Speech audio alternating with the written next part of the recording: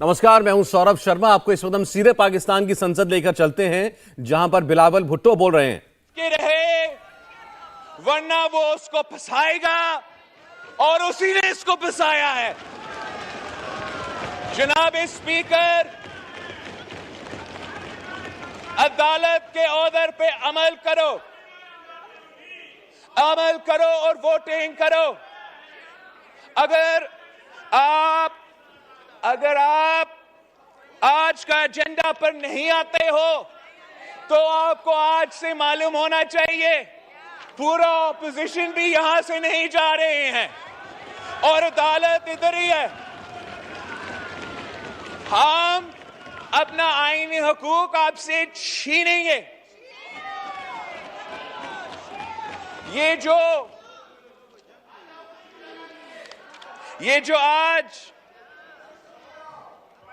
जो आज foreign office को इस्तेमाल करके, ये जाली केबल को इस्तेमाल करके आपको आइन शिकनी और तहीने अदालत पे मजबूर कर रहे हैं। सुनने का हौसला तो नहीं रखते हैं जनाब स्पीकर। हकीकत यह है कि अक्सरियत इस तरफ है, अक्सरियत इस तरफ है। इमरान अपना अक्सरियत खो बैठा है। फौरन साजिश का जो रट लगा हुआ है। Order in the house please जी। ये एजेंडा का हट के मौकिफ है। इस पे अगर डिबेट करवाना है हम 100 दिन के लिए डिबेट कर सकते हैं, मगर आप वोट करवाए, अदालत का हुक्म मानो। ये इतने सारे झूठ है, इसकी कहानी में मैं कितना आपके सामने लेकर आए। सबसे पहले झूठ ये है कि 7 मार्च को ये कहानी, ये बात हुआ और 8 मार्च को हमारा अदम एतमाद यहां जमा हुआ। जनाब चेयरमैन, अमेरिका में और पाकिस्तान में टाइम डिफरेंस है। अगर वहां 7 मार्च है तो यहां 8 मार्च है। तो मगर उनके बकौल उसी वक्त जब कॉन्वर्सेशन जारी था, उसी वक्त हमने अदम एतमाद पेश किया। जनाब स्पीकर, जो भी इमरान साहब को ये एडवाइस दे रहे हैं, मैं उनको जानता हूं, उनको पहचानता हूं, और ये खान साहब का नहीं, वो अपने लिए सोच रहे हैं और खान साहब को फंसाएंगे।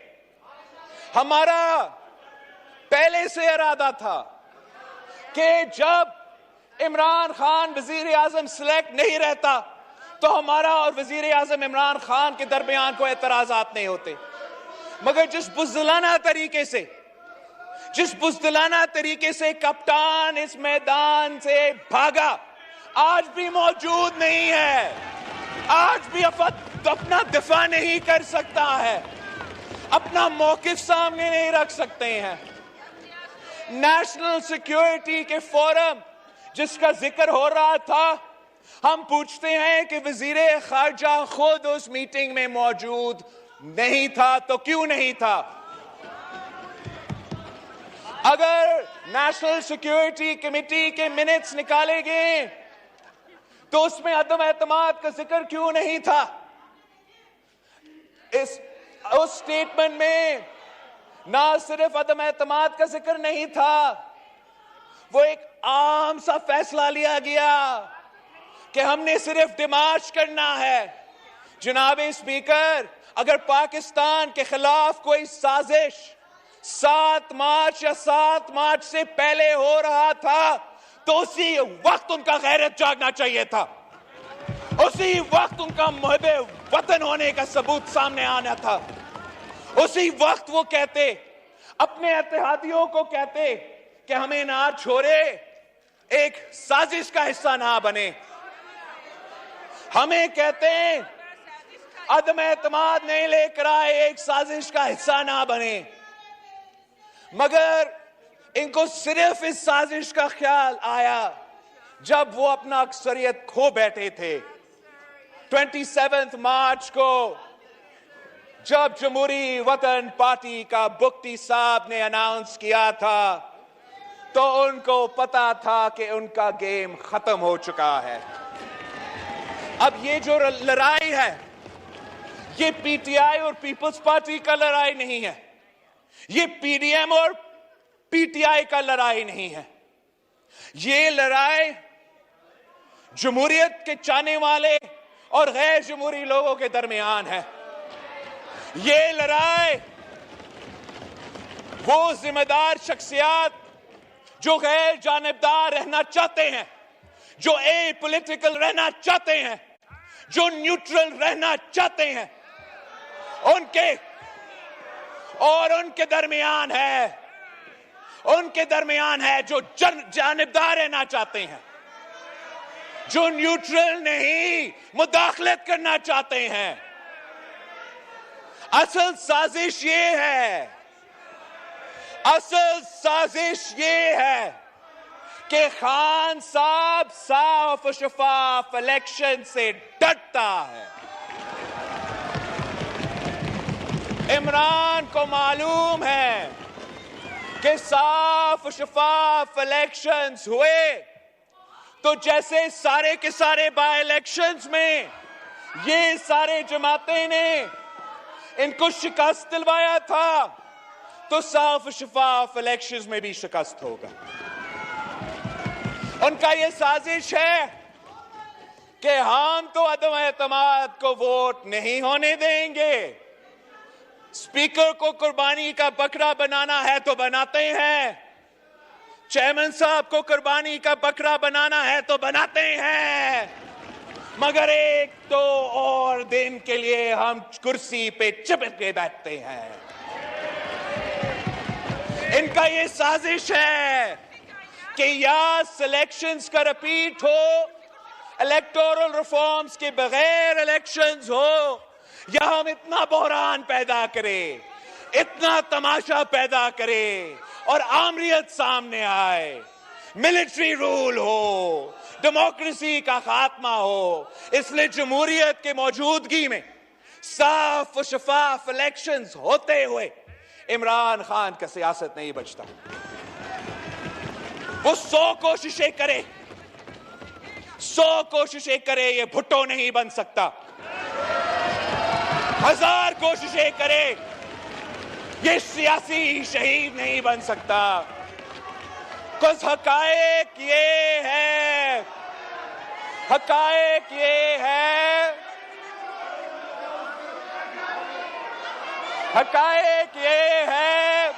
कि ये पहले भी सिलेक्टेड थे, ये पहले भी फैज़याब हुए और ये एक बार फिर सिलेक्ट होके आना चाहते हैं, ये एक बार फिर फैज़याब होके आना चाहते हैं। मगर इनको ये पता होना चाहिए कि जो भी इनको ये तजवीज दे रहे हैं ये इमरान खान को इस कुर्सी पे बिठाने के लिए नहीं। जो भी ये गैर जमहूरी गैर आईनी तजवीज साबिक वजीर आजम को दिया जा रहा है वो इमरान खान को फिर से ले आने के लिए नहीं है जनाब स्पीकर, वो जमहूरियत को रैप अप करने की साजिश है।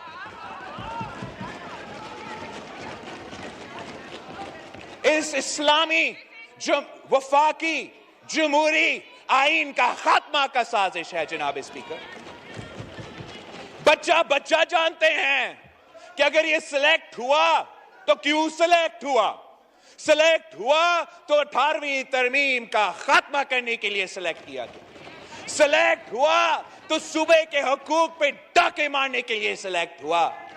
सिलेक्ट हुआ तो इतना बड़ा मुआशी बहरान पैदा किया गया कि आज रमजान के महीना है लेकिन आम पाकिस्तानी अपने खानदान को ना सहरी ना इफ्तार खिला सकते हैं। मुआशी बहरान जो पैदा किया गया, इतना तारीखी है कि हर पाकिस्तानी आजाब में है, ना अपना बुजुर्गों का ख्याल रख सकते हैं, ना अपने नौजवानों को स्कूल भेज सकते हैं, ना वो नौजवान अपना तालीम हासिल करके रोजगार ले सकते हैं, ना काश्तकार, ना किसान, ना हारी को अपना फसल की कीमत मिल रहा है, ना मजदूर को, ना मेहनत कश को अपना मेहनत का सिला मिल रहा है। इनको ये सब कुछ मालूम है। साजिश तो ये है, साजिश इमरान का साजिश है कि अवाम का पेट पे डाका मारो, अवाम का जेब पे डाका मारो, अवाम को बेवकूफ बनाने की कोशिश करो। आमरीत आना है तो आमरीत आए, मगर कप्तान अपना जिद पे अड़ा हुआ है, अपना जात से आगे नहीं देख सकता। आप पे फर्ज है कि आप अदालत का हुक्म माने। हम ये जिद्दोजहद इसलिए नहीं लड़ रहे कि हमने सिर्फ शहबाज शरीफ साहब को वजीर आजम बनाना है। हम ये जिद्दोजहद इसलिए कर रहे हैं कि बहुत रास्ते थे इस वजीर आजम को उठा के बाहर फेंकने के लिए। अगर हम चाहते थे तो हम भी जानते थे कि कैसे खटखटाना है गेट नंबर 4 को। अगर हम चाहते थे तो इसी अदालत से इसको नाअहल करवा सकते थे। अगर हम चाहते थे तो इनकी तरह धन्ना धन्ना खेल सकते थे। मगर हमारा कोशिश ये था कि ना सिर्फ हमने इसको हटाना है, मगर हटाना है तो हम सिर्फ और सिर्फ जमहूरी ऑप्शन इस्तेमाल करेंगे। और एक ही जमहूरी ऑप्शन है जनाब स्पीकर, यही तरीका है। This is the only legal, constitutional and democratic means to dismiss a government. आज अगर हम आपके खिलाफ इसमें कामयाब होंगे तो फिर जब आप एहतजाज कर रहे हो हमारे खिलाफ, जब वजीर आजम, मौजूदा वजीर आजम लीडर ऑफ द हाउस का कुर्सी पे बैठता है, तो उसको फिर कोई धरना शरना नहीं धरना पड़ेगा, इसको किसी पाशा को तलाश नहीं करना पड़ेगा, उसको सिर्फ जमहूरी हथियार अपना के अदम एतमाद हमारे खिलाफ ले आना पड़ेगा। ये जो नेशनल असेंबली है, ये ना मेरा है, ना इमरान खान का है, ना शहबाज शरीफ साहब का है, ये पाकिस्तान के अवाम का है। मगर मैं इसलिए हम इतना पैशनेटली इसका दिफा करते हैं कि मैंने अपना पहला तकरीर में भी कहा था जनाब स्पीकर कि इस बिल्डिंग का संगे बुनियाद शहीद जुल्फिकार अली भुट्टो ने रखा था।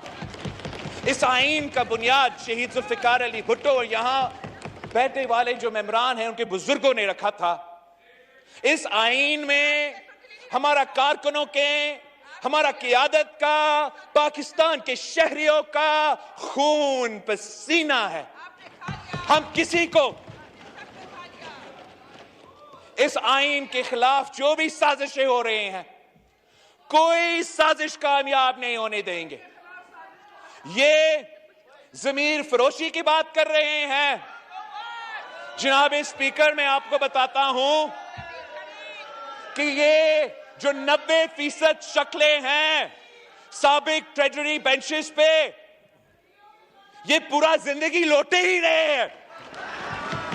अब वो हमें बताए, जब खारजा फॉरेन मिनिस्टर पहली दफा पार्टी तब्दील कर रहा था तो उसने कितना पैसा लिया पार्टी को तब्दील करने के लिए?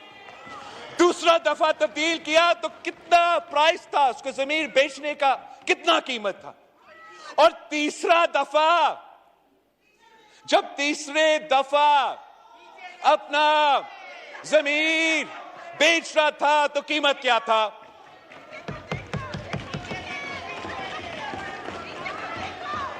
मैं जहां भी देखूं लोटा ही लोटा। तो जनाब स्पीकर, हमारे तरफ आए, जमीर जाग जाए तो लोता, उनका हो तो इलेक्टेबल, उनकी तरफ जाए तो जमीर जाग जाए, यहां आए तो जमीर बिक Order जाए। of the House. Order in the House, please, जी. जनाब स्पीकर, ये लोग जो ऑपोजिशन के बेंचेस में शामिल हुए और कुछ जो उधर रहते हैं मगर अभी तक नहीं आ रहे हैं, वो जबरदस्ती पीटीआई में शामिल किए गए। 2018 के इलेक्शन से पहले बंदूक की नोक पे जबरदस्ती अपने सियासी मुफाद के खिलाफ उनसे यह फैसला करवाया गया कि पीटीआई में बंदूक की नोक पे जबरदस्ती अपने सियासी मुफाद के खिलाफ उनसे यह फैसला करवाया गया कि पीटीआई में शामिल हो। जिस सेनेट इलेक्शन का जिक्र हो रहा है और ये कहते हैं कि पैसा चला, मैं फ्लोर ऑफ द हाउस पे क्लैरिफाई करना चाहता हूं, हम वो इलेक्शन तो जीते, चंद वोट से जीते, मगर हमारा 20 मेंबर्स लापता किया गया। हमारा 20 मेंबर्स सेनेट के इलेक्शन में भी जो यूसुफ रजा गिलानी साहब को वोट देना चाह रहे थे, वो लापता हुए थे। अब मसला ये है जनाब स्पीकर, लापता करवाने वाला कोई नहीं है, रोकने वाला कोई नहीं है, और यही वजह है कि वो अपना अक्सरियत खो बैठे हैं। उसी इलेक्शन जो हम कहते हैं कि सिलेक्टेड है ना, हम कहते थे सिलेक्टेड इलेक्शन सिलेक्शन, तुम तो कहते थे कि पाकिस्तान की तारीख में सबसे साफ और शफाफ इलेक्शंस, हम कहते थे धांधली, तो पाकिस्तान की तारीख में सबसे साफ और शफाफ इलेक्शंस। तो आपके बकौर उन्हीं इलेक्शंस में पीटीआई को 30% वोट मिला, और ये जो जमातें इस तरफ इकट्ठे हुए हैं, हमें 70% वोट उस इलेक्शन में भी मिला था।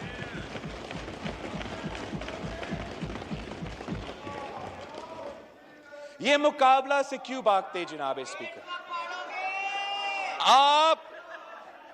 आप भी अपने आप को बचाए, इस हाउस का, इस नेशनल असेंबली का इज्जत को बचाए, और मेरा बात ना मानो तो अदालत का बात मानो, वोटिंग करो।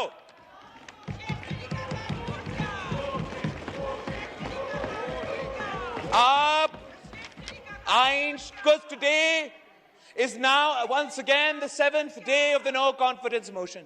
3rd April was the 7th day. जहां वोटिंग आइन के तहत होना था, आप लोगों ने आइन शिकनी करते हुए वो वोटिंग नहीं होने दिया। आज अगर वोटिंग नहीं होता है तो एक बार फिर आइन शिकनी होगा, उसके साथ साथ तौहीने अदालत होगा। हमारा कोई मसला नहीं है। हम आते हुए अपना लॉन्ग मार्च करते हुए, अदम एतमाद का जिद्दोजहद करते हुए बार बार उनको कहते रहे थे कि हम अदम एतमाद लेकर आ रहे हैं। हमने जब पीडीएम का बैठक सितंबर 2020 में हुआ, तब भी हमने अपना एक्शन प्लान में अदम एतमाद का जिक्र था।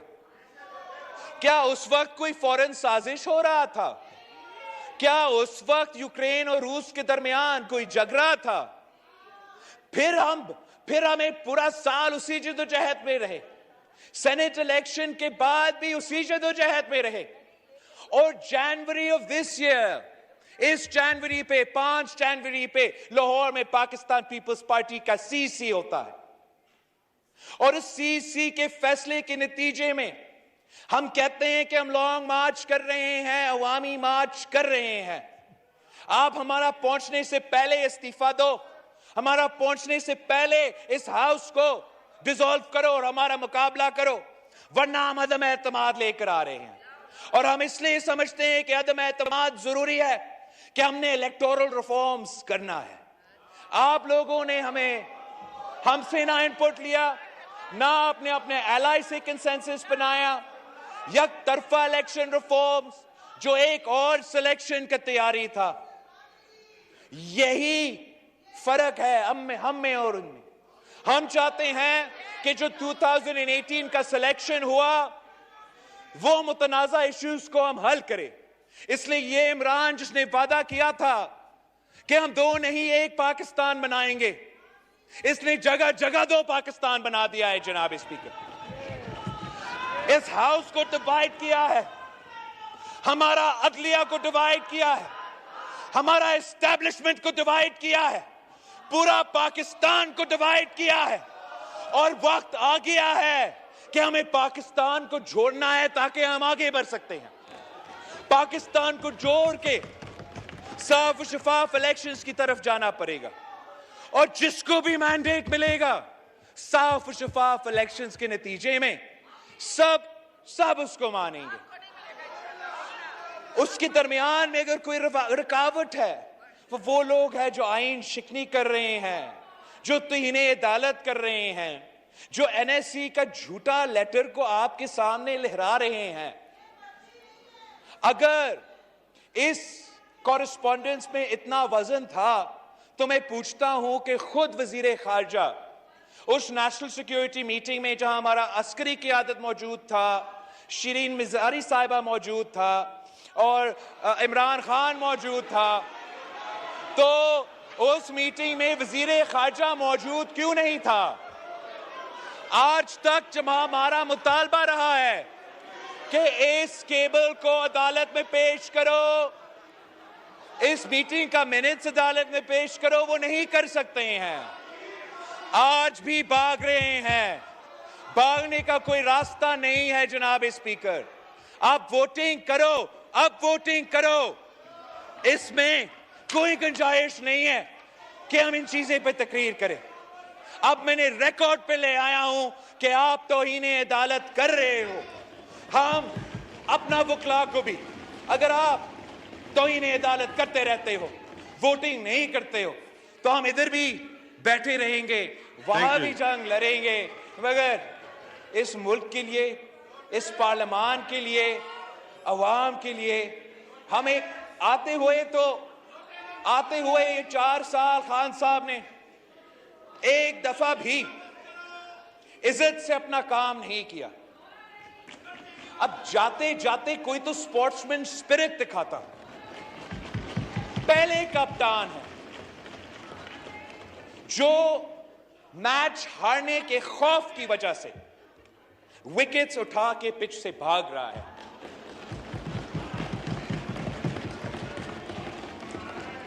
आप अगर इस जुर्म में मुलविस होना चाहते हैं, अगर स्पीकर साहब इस जुर्म में मुलविस होना चाहते हैं, तो वो आपकी मर्जी। We can't be a part of this farce. जनाब ख्वाजा साद रफीक साहब,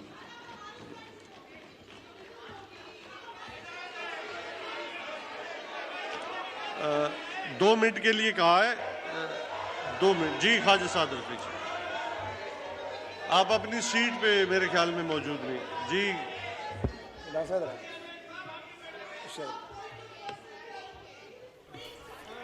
पाकिस्तान की संसद में इस वक्त फुल सियासी ड्रामा चल रहा है। कुछ ही घंटों में पाकिस्तान की इमरान सरकार की किस्मत का फैसला हो रहा है। इस वक्त पाकिस्तान की नेशनल असेंबली में अविश्वास प्रस्ताव पर वोटिंग से पहले बहस चल रही है। इमरान सरकार के मंत्री शाह महमूद कुरैशी ने अपनी तकरीर की। कुरैशी ने सारे दाव चले, इधर उधर की खूब बातें की, अमेरिका का डर दिखाया, भारत के खौफ का जिक्र किया और दुनिया में भारत के बढ़ते कद की भी बात की। पाकिस्तान की जनता को आज उन्होंने खूब डराया और मोदी को यह भी कहा कि मोदी को बुलाया जाता है, इमरान खान को नहीं। हमने वजीर आजम को दावत दी है, मत भूलिए वो पाकिस्तान का वजीर आजम है। शख्सियत से आपको इख्तलाफ हो सकता है, लेकिन पाकिस्तान का वजीर आजम है, उसको दावत दी जाती है। कहते हैं he can participate through a 3-minute recorded statement, और उसके बाद जो डायलॉग होगा जिसमें नरेंद्र मोदी तो शामिल हो सकता है, उसमें इमरान खान शामिल नहीं होगा। तो मैंने कहा और दुरुस्त कहा इमरान खान साहब को कि हमें फिर इस इस समिट में जाने की जरूरत नहीं है और हमें किसी कैंप पॉलिटिक्स का हिस्सा बनने की जरूरत नहीं है और हम जानते हैं कि उसके मकासद क्या थे। इंडिया टीवी हर वक्त हर जगह डाउनलोड करने के लिए सर्च करें India TV news Google play store या ऐप स्टोर पर।